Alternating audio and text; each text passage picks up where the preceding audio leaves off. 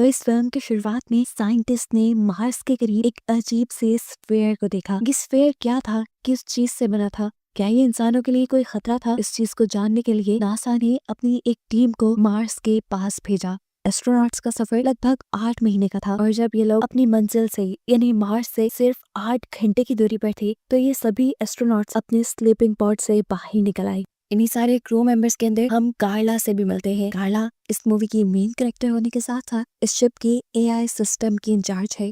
यहाँ पर वो नोटिस करती है कि उनका एक क्रू मेंबर रूबिन अजीब सी हालत में था। उसे लगा कि शायद उसकी अजीब हालत की वजह यह है कि वो पहली मर्तबा हाइबरनेशन पॉड में रहा है। कार्ला उसे रेस्ट करने का कहकर खुद अपने काम में लग जाती है। इनकी इन्हीं बातों के दौरान यहाँ पे इनके कैप्टन भी आ जाते हैं जो कार्ला से एआई सिस्टम के जरिए मार्स के पास मौजूद स्फीयर को स्कैन करने का काम देता है। ये लोग ज्यादा दूरी पर तो नहीं थे लेकिन फिर भी कार्ला का एआई सिस्टम मार्स के पास किसी भी स्फीयर के होने का पता नहीं बताता। जिस स्फीयर को ये अपनी आंखों से देख पा रहे थे, एआई सिस्टम वहाँ पे किसी स्फीयर को डिटेक्ट कर ही नहीं रहा था। ये देखकर कार्ला को लगा या तो उनका एआई सिस्टम खराब है या फिर सामने कुछ भी नहीं है। वो पॉल से कहती है कि हमें वापस चलना चाहिए, यहाँ पर तो कुछ है ही नहीं। लेकिन पॉल यहाँ उस पर गुस्सा हो जाता है और उसे कहता है यहाँ पर कुछ हो या ना हो, हमें अपना मिशन कंप्लीट करके जाना है। इतने में यहाँ पर एक होलोग्राम अपेयर होता है। ये इस क्रू के मिशन हेड थे जो दुनिया से इन सब लोगों को बताते हैं कि दुनिया में हजारों लोग सिर्फ यही जानने के लिए एक्साइटेड है आखिर वो स्फीयर है क्या, और ये लोग अब जल्द से जल्द अपना मिशन कंप्लीट करें और उस स्फीयर के बारे में जानकारी लेकर दुनिया में बताएं।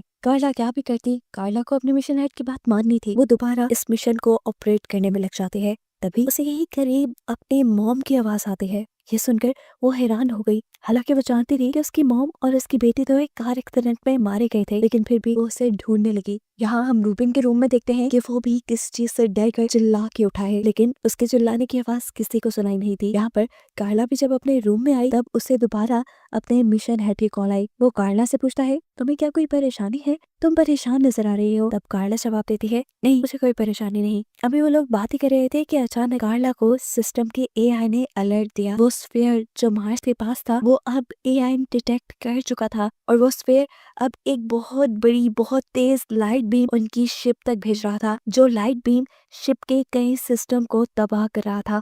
ये देखकर कार्ला के साथ साथ सभी लोग घबरा जाते हैं। कार्ला की एक साथी उससे कहती है मुझे लगता है कि ये स्फीयर अपना रास्ता बता रहा है शिप को, इसीलिए कार्ला भी शिप को मोड़ती नहीं बल्कि इस लाइट बीम की तरफ ही बढ़ती रहती है। जहाँ अब एआई सिस्टम ने ये भी नहीं डिटेक्ट करके बताया था कि इस लाइट बीम में सिर्फ रोशनी ही नहीं बल्कि बहुत सी साउंड वेव्स भी थी जिन्हें कार्ला डिटेक्ट करने लगी। साउंड वेव में कोई मैसेज आ रहा था जो शायद उस स्फीयर पे रहने वाले स्पीशी ने ही भेजा था। कार्ला इस मैसेज को डिकोड करती है और इन्हें ड्यूस का लफ्ज पता चलता है। असल में लैटिन में गॉड को ड्यूस कहा जाता है और ये देखकर इन सब लोगों को लगा कि शायद उस स्फीयर के ऊपर गॉड रहते हैं। अचानक इनका एआई सिस्टम दोबारा काम करना बंद कर देता है जिससे लोग घबरा जाते हैं। फिर लोगों को लग रहा था कि इन्हें मिशन छोड़ देना चाहिए, लेकिन काफी लोगों का ख्याल था कि इन्हें स्फीयर पे जाकर चेक करना चाहिए कि वो स्फीयर आखिर है क्या, ये उनकी ड्यूटी है। जबकि रूबिन जो अपने कमरे से भी बाहर निकला था उसका ख्याल था कि इन्हें स्फीयर तक नहीं जाना चाहिए क्योंकि उसे लग रहा था कि ये कयामत का दिन आ गया है। स्फीयर पे गॉड है जो उससे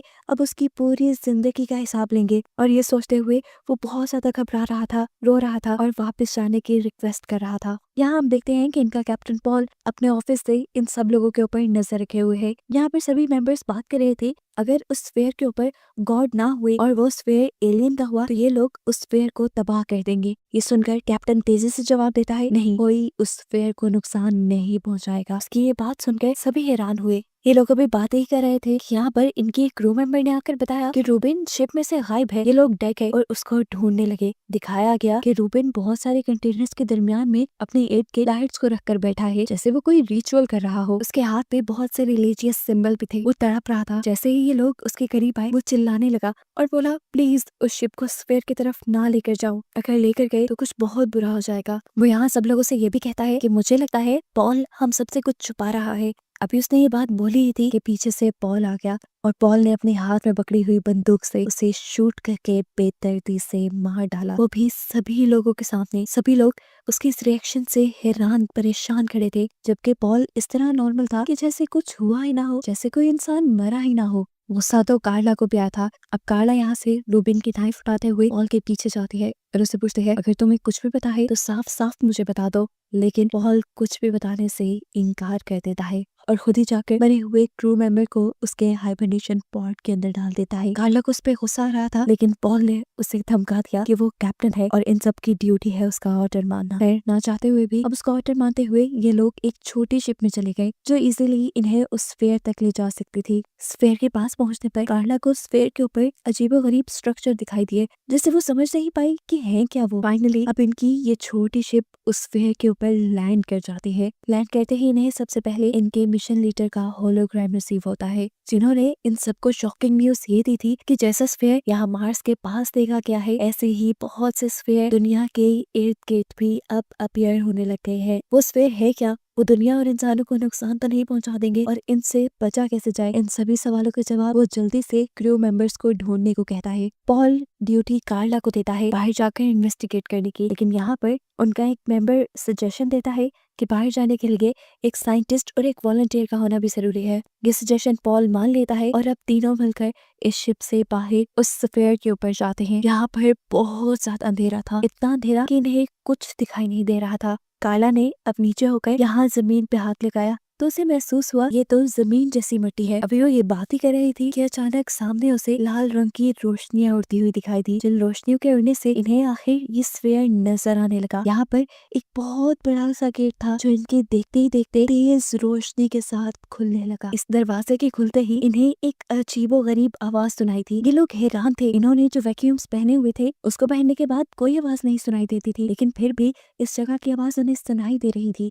ये आवाज अंदर कैप्टन पॉल ने भी शिप में सुनी थी। वो इस आवाज को ट्रांसलेट करके इन्हें बताते हैं कि ये जगह उन्हें वेलकम कह रही है। इस सब के बाद इन्हें यहाँ पर एक शैडो दिखाई देता है, एक औरत का शैडो जो अपने दिमाग से इनको मैसेज भेज रही थी। अंदर कैप्टन इस सारे मैसेज को ट्रांसलेट करके इन्हें बताता है कि ये लोग जो बात कर रहे हैं वो गॉड के मैसेजेस हैं। इंसानों ने जो कुछ दुनिया के साथ किया है उस सब के बावजूद गॉड इन सबको एक और मौका देना चाहते हैं, एक अच्छी लाइफ देना चाहते हैं। जो लोग इस गेट से अंदर आ जाएंगे उनको इंटरनल पीस मिल जाएगा, सुकून मिल जाएगा, और जो दुनिया में रह जाएंगे वो दुनिया की मुश्किलें सहेंगे। गॉड ने कार्ला को चुना था सबसे पहले इस दरवाजे के अंदर एंटर होने के लिए, और कार्ला ही वो लड़की थी जो बाकी सब लोगों को यहाँ का रास्ता दिखाने के लिए चुनी गई थी। ये लड़की बताती है जो लोग इसके अंदर खुद से दाखिल नहीं होंगे तो दुनिया के पास जो स्फीयर है वो खुद ही इंसानों को मार डालेगा और दर्दनाक मौत देगा। ये औरत एकदम से कार्ला की मॉम में चेंज हो जाती है और कार्ला की मॉम अब कार्ला से कहते हैं कि अंदर कोई तुम्हारा इंतजार कर रहा है। कार्ला समझ गई थी कि अगर ये हेवन यानी जन्नत है तो अंदर उसकी बेटी ही होगी।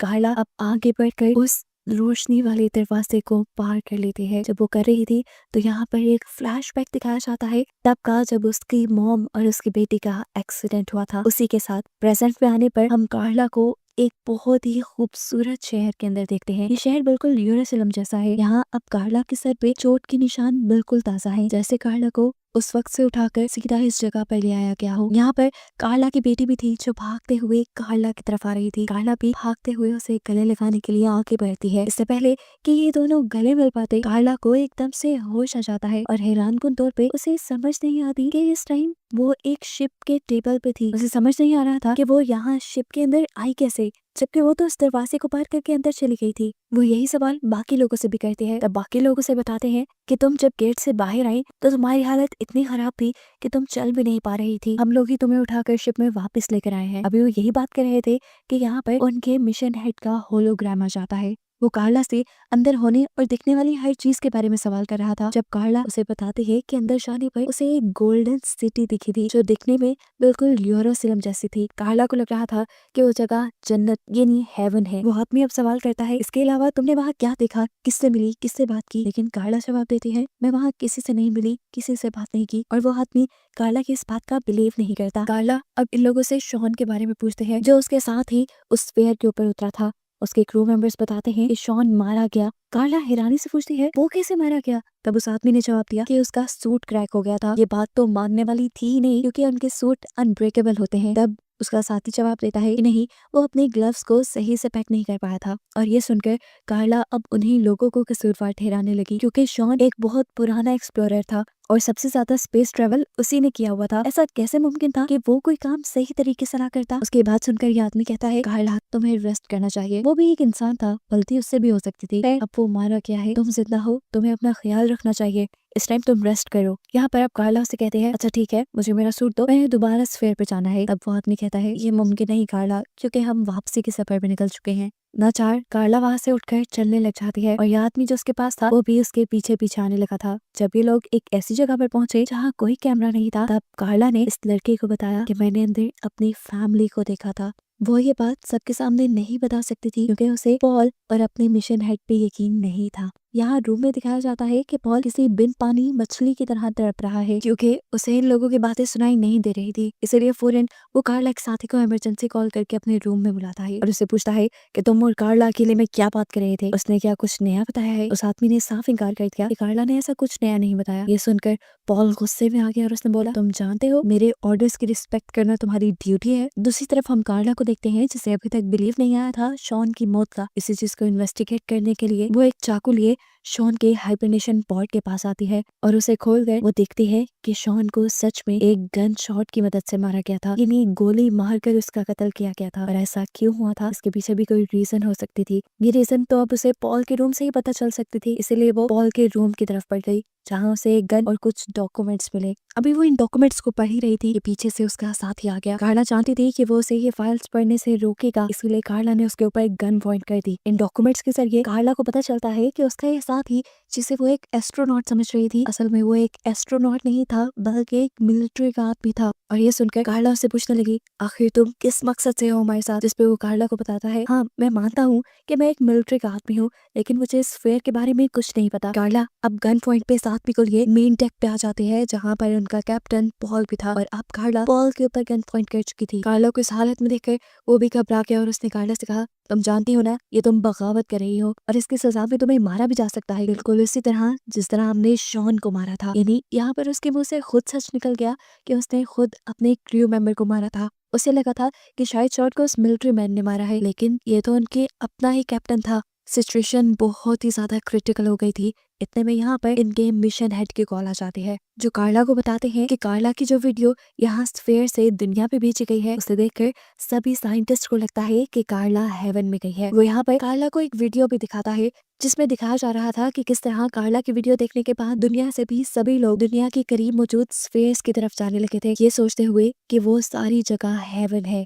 कार्ला इस सारी चीज से हैरान थी, उसे समझ नहीं आया कि आखिर ये हो क्या रहा है। इससे पहले कि वो कुछ कर पाती एकदम से पॉल उसके ऊपर जंप करते हुए उसके हाथ से एक गन छीन लेता है। लेकिन कार्ला भी इधर कच्ची खिलाड़ी नहीं थी, वो भी पॉल से लड़ती है और किसी तरह पॉल को नीचे गिराते हुए दोबारा उसके हाथ से गन लेने में कामयाब हो जाते हैं। गन के हाथ लगते ही उसने पॉल को मौका नहीं दिया दोबारा हमला करने का, बल्कि खुद ही शूट करके पॉल को मार डाला। इससे पहले कि अब वो अपने दूसरे साथी को भी मार देती, वो साथी उसे सब सच बताने का वादा करता है और कहता है प्लीज मैं सच बताऊंगा लेकिन मुझे नहीं मारना। कार्ला ने यहाँ उसके ऊपर बिलीव कर लिया था। वो आदमी अब कार्ला को एक सबसे बड़ा सच ये बताता है कि जब वो उस फेयर के ऊपर उतरी तो उससे आगे उसने कोई चीज नहीं देखी, बल्कि उसे उठाकर यहाँ ले आया गया। वो इस चीज को समझ ही नहीं पाई वो उस फेयर क्या था। उसे अब बहुत सी चीजें कंफ्यूज कर रही थी, इसलिए उसने फौरन अपने मिशन हेड को कॉल की और उसने कहा कि मैं उस फेयर को डिस्ट्रॉय करने लगी हूँ क्योंकि मुझे नहीं लगता कि उस फेयर इंसानों के लिए सेफ है। जो बात सुनकर फेंस उसे फौरन मना करता है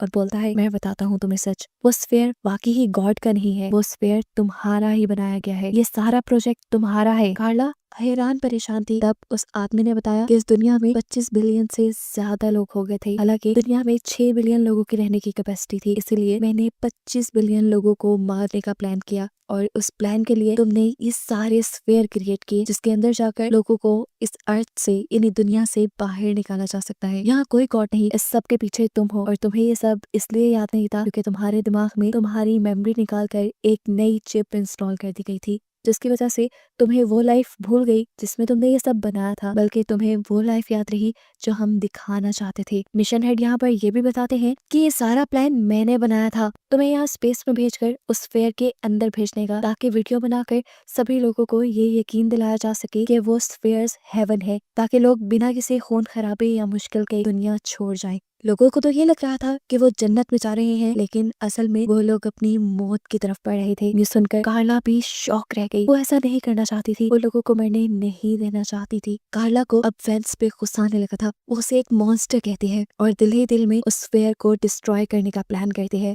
यहाँ पर वो मिलिट्री मैन भी उसका साथ दे रहा था और जब इस चीज का अंदाजा वेंस को यानी इनके मिशन हेड को हुआ तो उसने यहाँ की एआई सिस्टम को अपने अकॉर्डिंग सेट करके शिप को ऑटो डिस्ट्रक्टिव मोड पे लगाने की बात की, ताकि ये शिप तबाह हो जाए जिसमें कार्ला और ये बंदा है जिसे सारी सच्चाई पता है और उनका मिशन कामयाब हो जाए। इससे पहले कि शिप पूरी डिस्ट्रॉय हो जाती, कार्ला एक गन शूट करके इस होलोग्राफ को डिस्ट्रॉय कर देती है और फिर फौरन अपने साथी को कांटेक्ट करती है जो मेन बड़ी शिप को वापस स्फीयर के रास्ते पे लेके आया था। और अब वो छोटी शिप की तरफ बढ़ ही रहा था कि अचानक यहाँ पर छोटे छोटे ब्लास्ट होना शुरू हो गए, जिससे ये शिप डिस्ट्रॉय हो जाती। कार्ला फौरन से एक छोटी शिप में आ गई जो कि इसी बड़ी शिप के साथ अटैच थी, ताकि इसके जरिए वो अपनी जान बचा सके। वो अपने साथी को भी यहाँ से लेकर जाना चाहती थी, लेकिन वो इस टाइम एलिवेटर में था और एलिवेटर की स्पीड बहुत कम थी। 3 मिनट में एलिवेटर इस छोटी शिप तक ना आ पाता, इसीलिए ना चाहते हुए कार्ला को अपनी शिप अलहदा करनी पड़ती है और ये सोचकर वो दुखी हो जाती है कि इस टाइम उसका साथी मारा गया होगा। लेकिन अगले ही लम्हे उसे अच्छी खबर ये पता चली कि ठीक वक्त पर उसका साथी भी इस छोटी शिप में आने में कामयाब हो गया था। फाइनली अभी लोग उस स्फीयर की तरफ बढ़ रहे थे जिसे इनको डिस्ट्रॉय करना था। स्फीयर पे लैंड करते ही कार्ला का साथी पहले ही इस स्फीयर पे निकल आता है इसे डिस्ट्रॉय करने के लिए और पीछे से दरवाजा बंद करके कार्ला को कहता है तुम वापिस अर्थ पे जाओ, इस स्फीयर के अंदर सारे इंसानों को ये लोग खुद ही मारेंगे, तुम जाओ जाके इन जंगली इंसानों की सच्चाई सबको बता दो और सारे इंसानों को बचा लो। ये सुनकर कार्ला हाँ में सर हिलाती है और अपनी शिप को दोबारा अर्थ की तरफ मोड़ लेती है, जहाँ उसे जमीन पर जाने के लिए अब 8 माह लगने वाले थे। लेकिन कार्ला फिर भी सेटिस्फाई थी कि अब वो इंसानों को बचा लेगी, वो किसी बुरे मिशन का हिस्सा नहीं बनी। और बस इसी को दिखाते हुए ये कहानी यहाँ खत्म हो जाती है।